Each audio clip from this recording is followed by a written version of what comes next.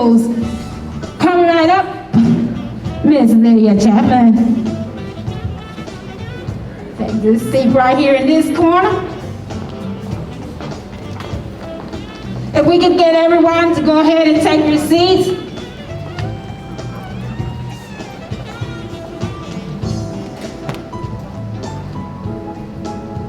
Savannah, once we get everybody seated, we'll go ahead and disinfect the new chairs. Just wanted to see if everybody was coming back to their new seating.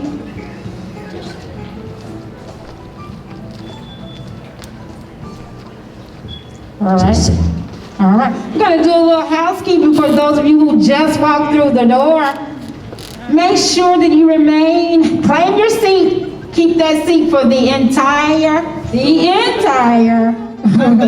forum. Do not switch seats with anyone because we have to disinfect every time you move your feet. If you go out of the building and come back in the building, you must receive hand sanitizer. Coming and going, you have to receive hand sanitizer. It's for your safety and for mine. Are we still testing mics? Okay. Is ours working? Her mic is working? You have it. You have it. Okay, I thought we were going to get a new one. Okay, well, I need to disinfect this one. I'm sorry, I thought we had a new one. Bring the disinfectant spray. My bad. You were fine. Bring it on up. Let's get it.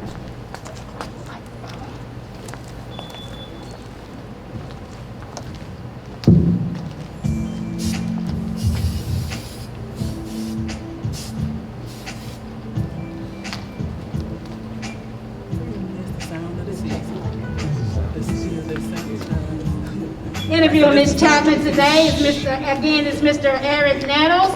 Mr. Eric Nettles is also a sponsor of the day with Lit Visions. Let's give Mr. Nettles a hand again. Mr. Nettles, you have the floor. Wait, Ms. Chapman, let me ask you the same thing we asked Councilwoman Jackson. Are you ready for the hard questions? Yes, ma'am. Let's go. How are you, Ms. Chapman? I'm doing wonderfully well. Yeah, absolutely, doing great. Everybody can hear me? Okay. Yes. Can y'all hear well? Yeah. Okay.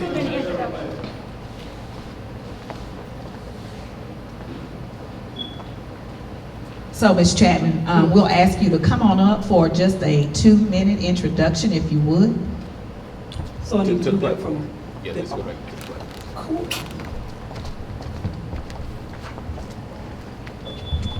Good afternoon, everyone.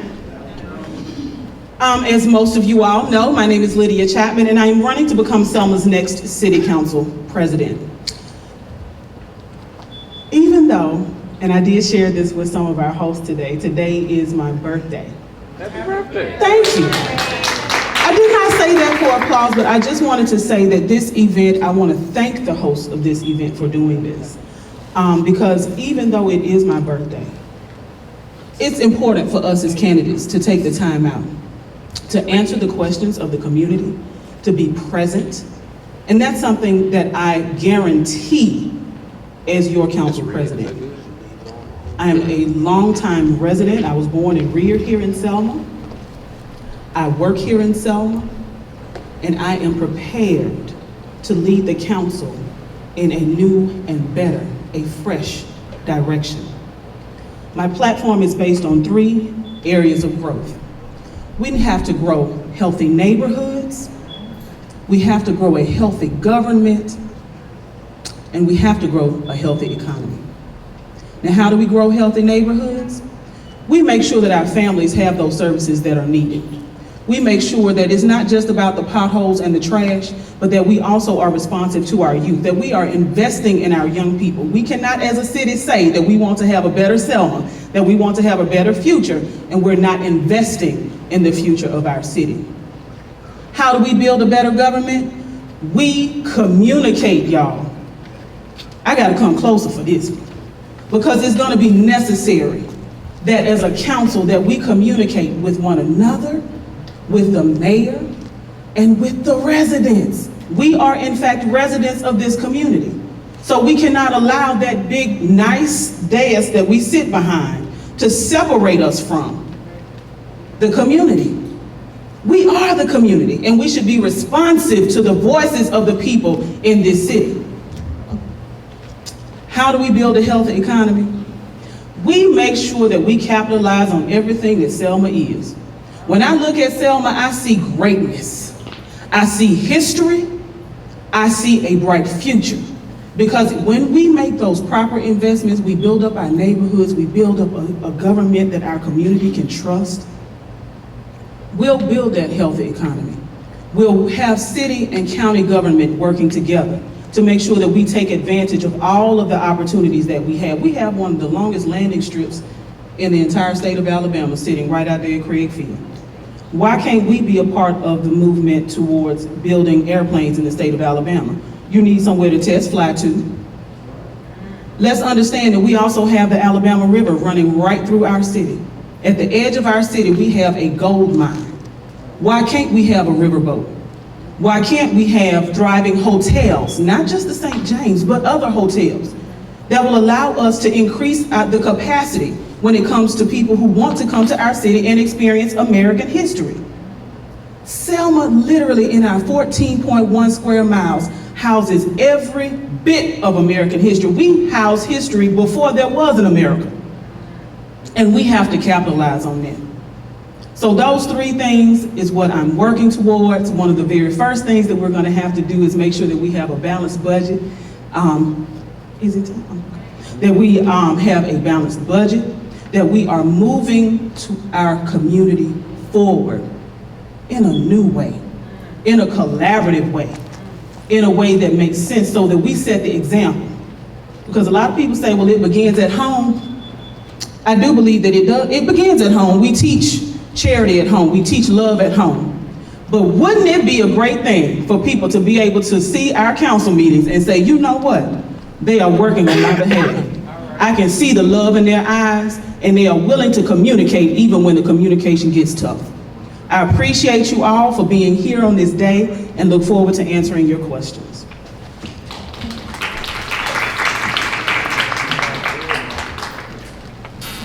First of all, happy birthday to you. Thank you. My first question to you is, how would you handle Mother Selma's divisiveness here in the city? It's interesting that you would ask me that question because I actually just had a conversation with candidate Jackson. Maya and I are classmates, for those who don't know. And I may have been one of the very first people a couple of years ago that she had a conversation with about this run. The divisiveness during our electoral process bleeds over into the lack of progress that we're able to experience during anybody's years of service. The very first thing that I would do is something I'm already doing, and that is calling for people who support the Let's Grow Selma campaign to elect Lydia Chapmon to serve as a city council president, is to say, we're not going to bash anyone. We're not going to delve into personal politics. What we're going to do is stay focused on the issues.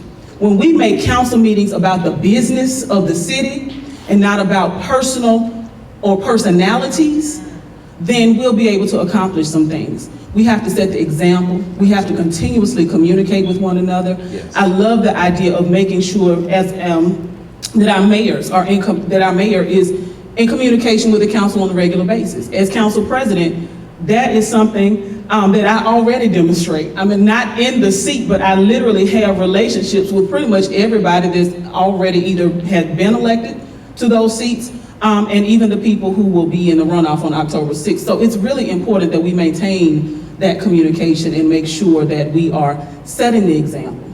Awesome, awesome. What are the duties of the city council president? The primary duty of the city council president is to preside over meetings, both our work sessions and our formal city council meetings.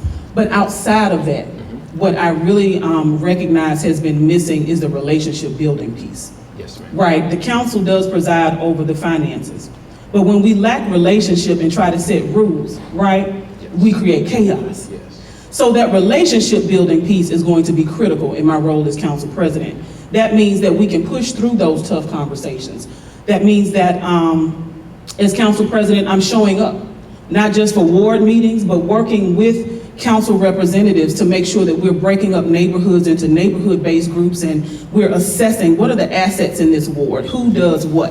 What are the things that we need in this ward, that we can put together a strategic plan, and as the council president, I'll help to guide that. I will guide that, and I say help to guide because this is gonna be a heavy lift. If you live in Selma, if you've read news articles about Selma, if you've looked at the audit about Selma, you know that there's a heavy lift ahead. So it's going to be an all hands on deck situation that we will engage not only council members, but residents in the process of making sure that we can secure a bright future for our city. Awesome, awesome. What have you done to prepare yourself for this position? Work. One of the greatest challenges I think that we face as a city is one of the questions that you actually asked, the first question you asked, and that's that coalition building. And when I responded work, it was kind of funny, but it's really not. In my professional life, I serve as a program manager, Yes. which means that I have to manage multiple personalities. Yes. And make sure that those goals are accomplished. That is very similar to what I have to do as council president, to make sure that we're working with one another in a responsible way, that we are respectful of one another and understand that it is not your socioeconomic status that makes you any more relevant. Right. So, making sure that we build those coalitions, that's a part of what I've done. I also serve as a lead for the Selma Dallas County Tourism Roundtable. That group was put together because I did a whole lot of one-on-one meetings with a whole lot of people in our community that represent our history from the beginning to where we are right now. Right. And there are a lot of different perspectives out there, but that group came together and we're continuing to work together. Now, it is a process, right? We have to be diligent. We have to be willing to make sure that we're continuing to communicate, that people's opinions and perspectives are appreciated, right? But that's a part of what I do in my paid positions, but it's also a part of what I do as a volunteer. I currently serve and actually started serving when my child was in kindergarten as the president of the Meadowview Elementary School Parent-Teacher Organization. Now that may not sound like a lot to a lot of people, but that organization didn't exist really until teachers said, you know what, we really want to have a PTO. They sent the call out to parents. We showed up to a meeting. Unbeknownst to me, someone nominated me to serve. We had a feisty conversation after that meeting, but I have been diligent in my service in building a PTO that now has the highest attendance at PTO meetings. We have the highest attendance at our Muffins with Mom event every single year. Our cafeteria is overrun with moms. We have the highest attendance, and this is across the school district. So in comparison to other elementary schools, we have the highest attendance. Donuts with Dad. A lot of people love to say that dad is uninvolved. Oh, I beg to differ. Because when they are invited to the table, they are involved. And that's the way it will be when I serve as Selma's next city council president, because everybody is welcome to the table. Everybody, if you want to be, will be welcome to get involved. That is awesome. Ms. Chapman, we are here for the hard questions today. We have two candidates for mayor.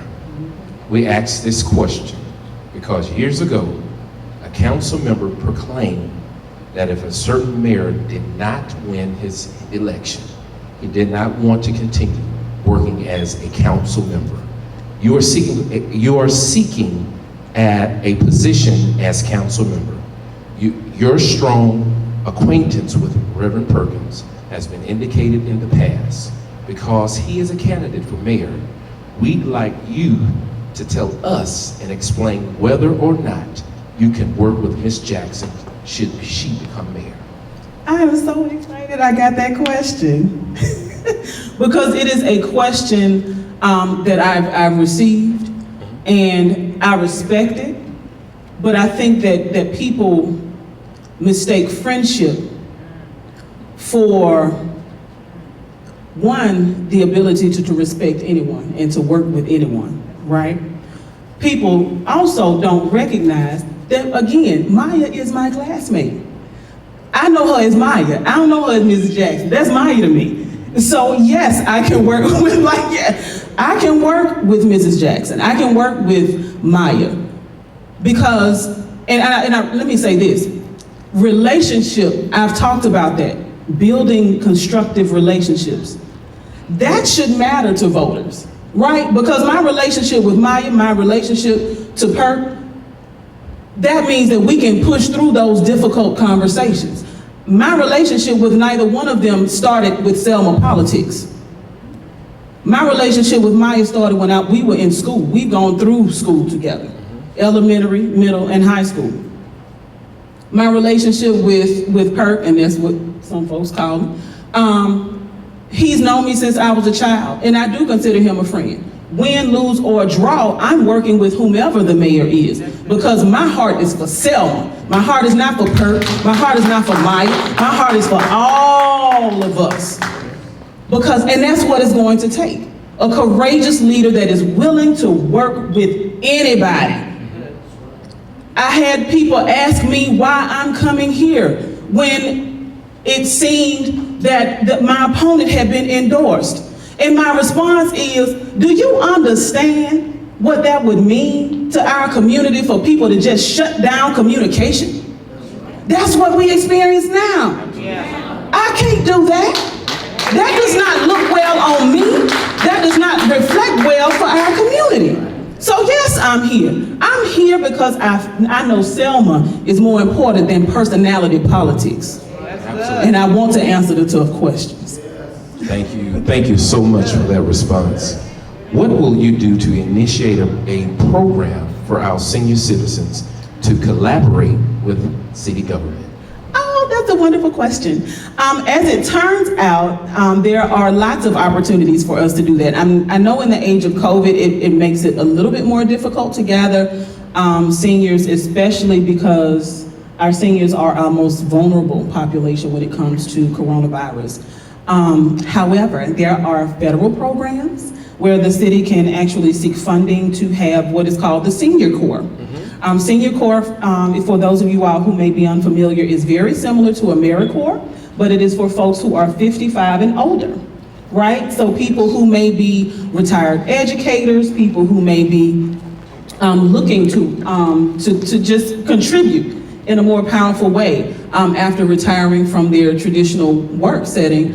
Yeah, that would be just one way. I have done a lot of work with the Ebonites, with the Ebonite missions and their senior program over the years. I know that that program does not exist in the same format. So I would love to work with Chad, Mr. McGurkin, the CEO, and see, I know him too, relationship matters, y'all, to make sure that we're able to respond to the needs of our elders. Helping young people to understand that our elders cannot be forsaken. Because see, that's where leaders in our age group, the 40s, I'll say, I'm not afraid to date myself because I think I look good for 42.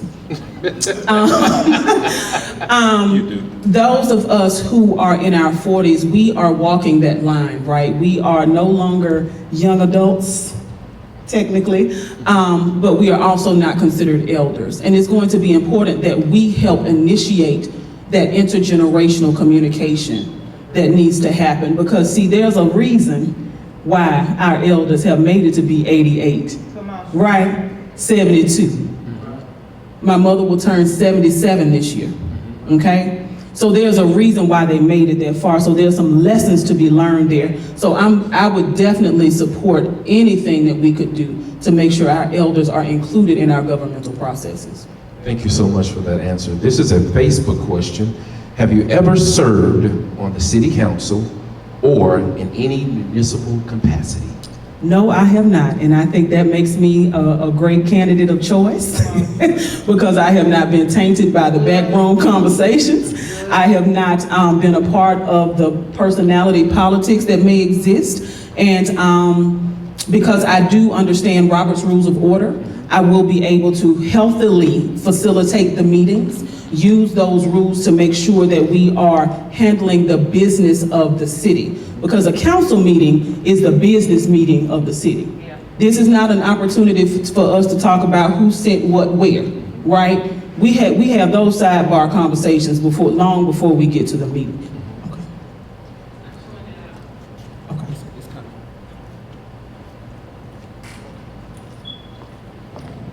I'll also add, I didn't know what the time meant.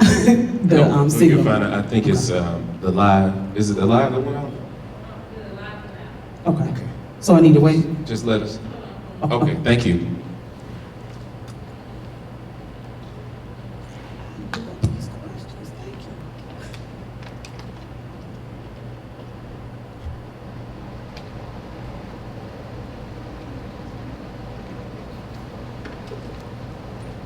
You can continue, Mr. Eric. It's recorded. Okay. Okay.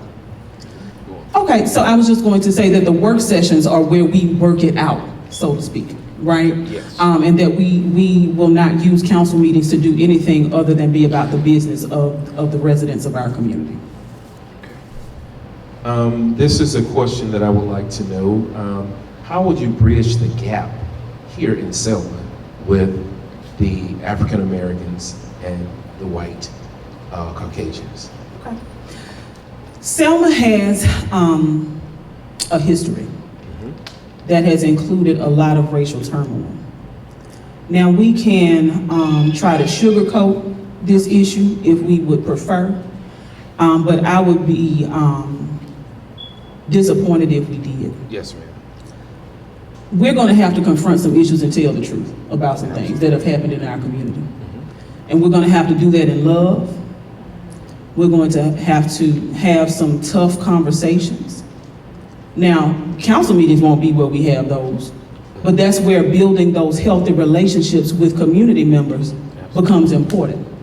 I mentioned earlier about us working through the wards and not just having ward meetings, but having neighborhood-based meetings, right? Now, when I say that, that means if I live, say, and because Councilwoman Thomas is here, in Ward 7, right? If I am living on Battery, my experience in Ward 7 might be different if I live on 10th Avenue versus whether I live on Buckeye, okay? So neighborhood, like let's break that ward up into a smaller neighborhood-based conversation. Now, that also means that because it's neighborhood-based, I get a chance to really see who my neighbors are. Because your neighbors don't just look like you. And now we start to have those healthy conversations across racial lines, across age lines, because now you begin to understand that that mother with 3 children is not derelict in her responsibility, but she is simply trying. She has to work 2 and 3 jobs to try to make sure that she can pay $800, $900 rent in Selma. So maybe as an elder now I can say, you know what, I can help that sister because now I understand her in a different way. Right. Building relationship is going to be so very important.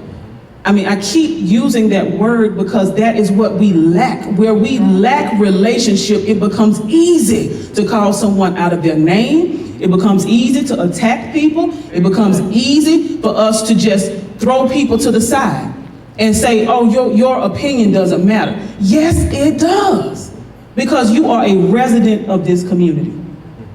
So by having those smaller groups, showing up in spaces, making sure that when we have community events, that everybody knows about it. And that we create an environment within those events that everybody feels welcome. You know, I've had conversations with people who have said, well, you know, when I don't know if y'all should have that event over there because, you know, that's for the white people. And it's like, what? That's a public building, baby. Like, that's not for anybody. So come on, you know, and just being able to say that to people, have those conversations like, girl, no, come on here. Let's get involved, because the more we are in social circles, the more we even worship together. Sunday's probably the most segregated day we live. So the more we worship together, the more we socialize together, we have those neighborhood-based groups, the more the relationships can build, and it won't be these politically advantageous relationships. They will be real, sincere relationships where, again, we can have those tough conversations, that we can push through and say, you know what, I appreciate your viewpoint. We differ, but we are still going to work together, right? We have to agree to disagree. Sometimes, we are writing a beautiful book called Selma. And eventually we're going to get to everybody's chapter. We all have a role to play in this thing, whether it's numbering the pages, dividing it into chapters, making sure that it's edited properly. We all have a role to play. Absolutely. And by opening those doors and keeping that table set. So listen, you can get up, you may want to walk away from the table at one point. Like, I can't take it, I don't want to do it anymore. But the table your seat is always there. We've got to be courageous enough to do that. Awesome, great answer. This question came to me.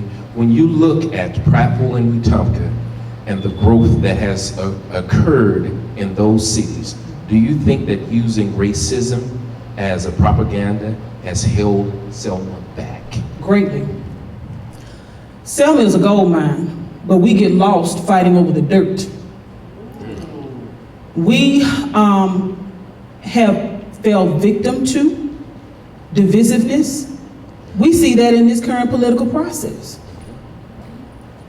We have fell victim to systemic things that are at play. When it comes to the lack of wealth in our community, particularly when it comes to African American wealth, we have to be open and honest enough to have those conversations. Absolutely. And to push through and have the tough conversations that allows us to say, wait a minute, we are not going to continue to allow companies to come into our community that are not willing to pay a living wage. We've also got to be willing to say, you know what?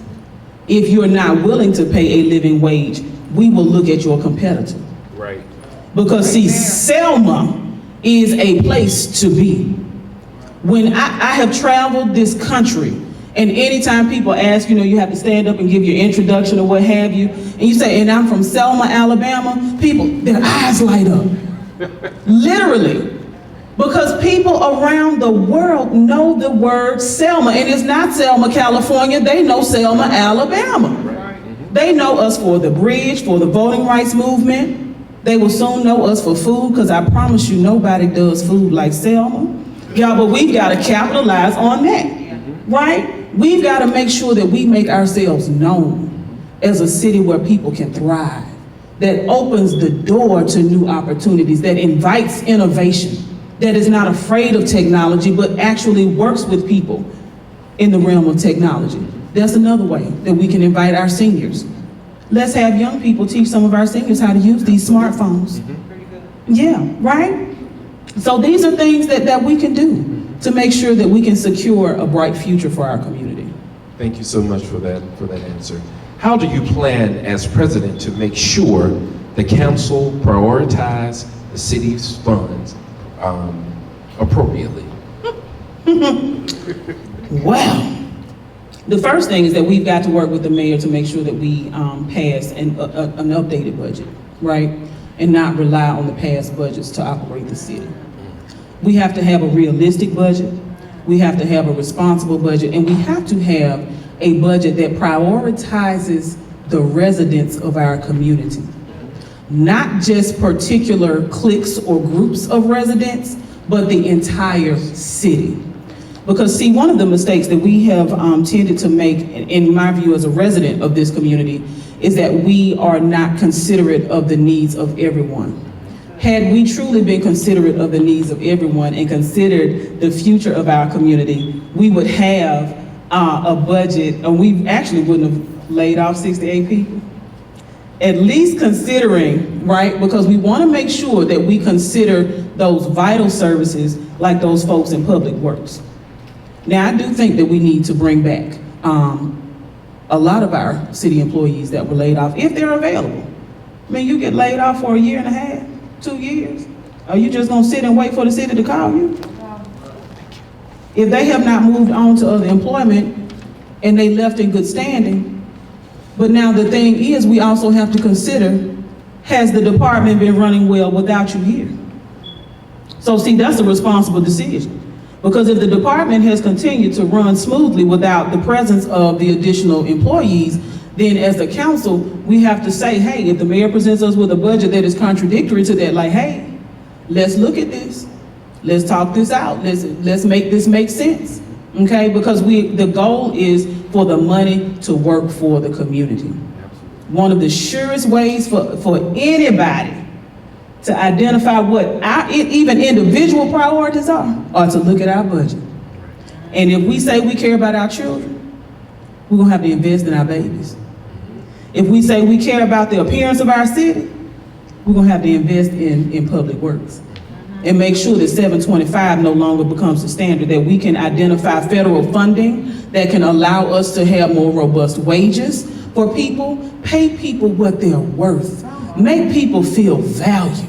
There's data everywhere that supports the idea that when people are paid well, they perform better. You get fewer call-outs, right? You don't provoke, for lack of a better word, blue flu, you know, those type sit-outs, right? Called sick-outs. You don't provoke that because people become defensive, like, baby, I'm going to work. Because see, one of the things we have to also make sure is that as a council, that we are securing a brighter future for everyone. We can't just cater to the people we like. We have to cater to everyone. It's not about, well, girl, you know, I carried your sign when you were running, and I appreciate you for it, but what does your resume say? We got to take that part out of our equation and make sure that we are investing in the right things. Do we have a need for community? And I keep going back to our young people because they really are our future. Absolutely. And if we do not invest in them, we cannot complain about the crime. We cannot complain about the broken windows when we're not taking time out to say to our neighbor, girl, what can I do to help you?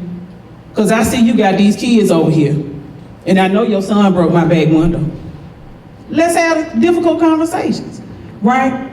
But what we're gonna have to do with that budget is make sure that we're investing in our young people. Do we need community centers? Do we need like a house, literally? I'm not saying erecting a brand new building, but is there a house in that down the street, right?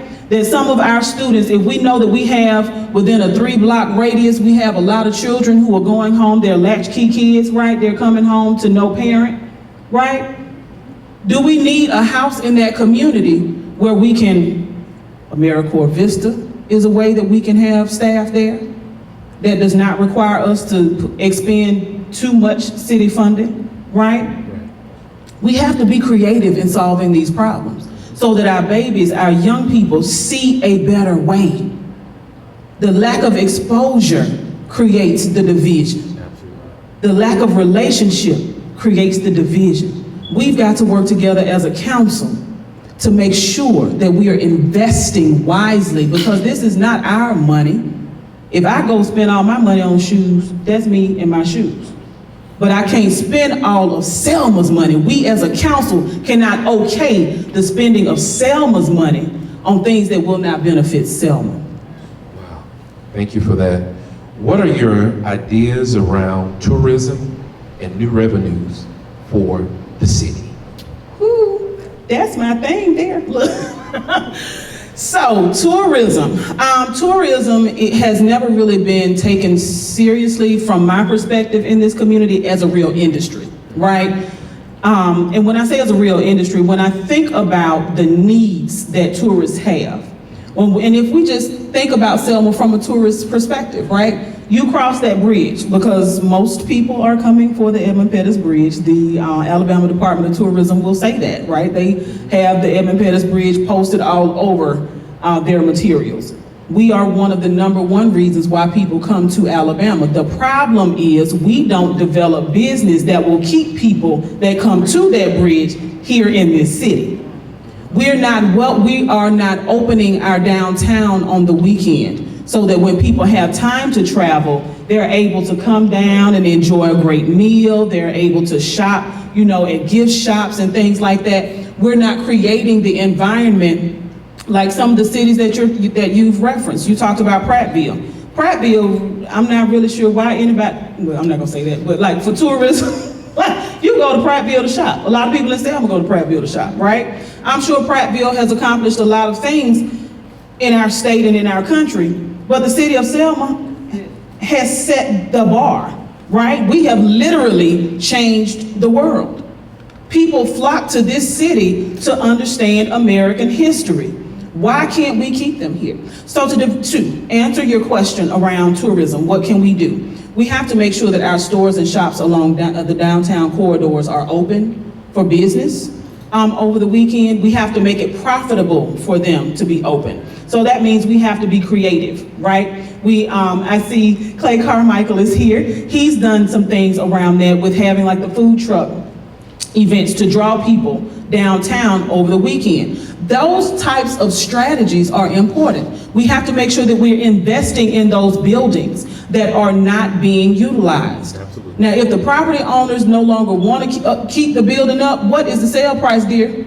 Let's get it sold to someone who is actually willing to invest in that building. Let's use those buildings for multiple uses. Let's have the upstairs be living space, right? Because now, if we have a number of buildings that have lofts at the top, you're also creating the traffic the downtown stores need in order to stay open, right? You want to make sure that our downtown corridors are clean, right? That we have access to restrooms for tour buses, that we have additional things, that we have wayfinding signs, right? That's one of the things that the Tourism Roundtable is working on, to make sure that when you hit the foot of the bridge, that you know where to go. That if you are similar to a subway system, that if you're looking, and I know there was a map created years ago that's similar to what I'm describing, but to actually have signs that say, hey, once you hit the foot of the bridge, are you interested in the arts and architecture in Selma? Then you follow all the green dots. These are all of our great places that are connected to arts and architecture. If you're looking for voting rights history, then you're looking for the red dots. You follow the red dots. If you're looking for natural activities, like things like camping, if you're looking for hunting, because you'll be surprised at how much money comes through our city because of hunting and fishing and camping, right? So if you're looking for that, you follow the green dot, you follow the purple dots, right? So whatever your color is, so to speak, you feel welcomed in our community. Now see, this falls back on that thing I keep talking about, livable wages, right? Because I've heard people complain about customer service. Well, if you got 3 kids, you were feeling kind of sick coming in, and your job pays you $7.25 an hour, and you have to deal with rude people, you're gonna be happy all the time. Some of us, it's just not, it's just not in our nature to be consistently happy like that. Some people it is, like they're just gregarious, they're happy, regardless of the circumstances, but all of us have not reached that space. So if you have well-paid workers working in our shops, in our restaurants, now you have tourists coming in that can find their way around our community. Now you create thriving businesses. That money can keep turning over in our city. And that's really, we've got to make sure that Selma money stays in Selma, much less money from outside. So we've got to have our stores and shops. We've got to have a supportive business environment.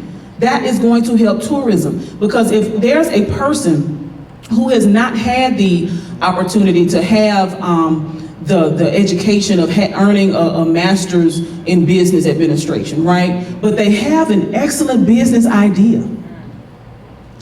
Where is the help in our community? How difficult is it for someone to open a business if they don't have the relationship with somebody who already has a business here, right? Or someone who is, say, in the banking industry? What if they need financing? How do they navigate that? So what about us having, as a city government, making sure that in our offices, it can be as simple as in the clerk's office. If you want to open a business in Selma, there's an already made packet. They have packets ready for us to run for office to qualify. Why can't we have packets in the office ready for people who want to open a business in our community? So that you know how to log in and get your EIN. That is free. Y'all, I was hurt when a lady told me that she was trying to open a business in our community and this woman was charging her for the EIN. I said, are you serious? I said, baby, that's free. She said, what? But the lack of knowledge, y'all. So how great would it be for tourism if somebody with a great idea could just walk downtown and say, hey, Miss Harrison, is your office where I get the packet? Well, I mean, you can get them from a number of offices, but here, baby, here's one. What you thinking about opening? What if it had a list of available properties? You know, I mean, let's really think about that thing. Let's become a truly business-friendly community, not just friendly to big business, but let's be friendly to the little guy, to the person with a great idea, but may not have all the resources they need. Great answer. Mr. Moderator, we have 3 minutes left. We'll go ahead and give her 5 because we started just a little late, so 5 minutes. Okay. I'm sorry for talking so much. Yes, okay. Ms. Chapman, what would be your 90-day plan in office, and do you have any initiatives already set up as president? Yes, to both of those. So the first 90 days will be spent with a lot of relationship building. I have mentioned that before, and I will continue to mention that because we have to build constructive relationships with one another. One of the very first things, aside from voting on our budget, is to make it, because I will expect that the mayor, whether she or he, whomever that person is, will hand us a budget relatively quickly, or a process for, well, yeah, depending on what's happening now, because we are undergoing budget hearings. But I'll look forward to us making sure that we consistently pass a balanced budget, that we begin to make sure that we involve the community even in the budgeting process. One of the initiatives deals with the first 90 days, and that is to make sure that we are establishing shared agreements. Now, I know we operate by the Robert's Rules of Order, but we also need to have some shared agreements as a council. We need to agree with one another that we're going to work together no matter what, that we're going to continue to communicate no matter what. We can't shut down communication and bring business of our city to a halt because we disagree, right? So we're gonna have to create some parameters, some guidelines that we will be able to work through and with one another.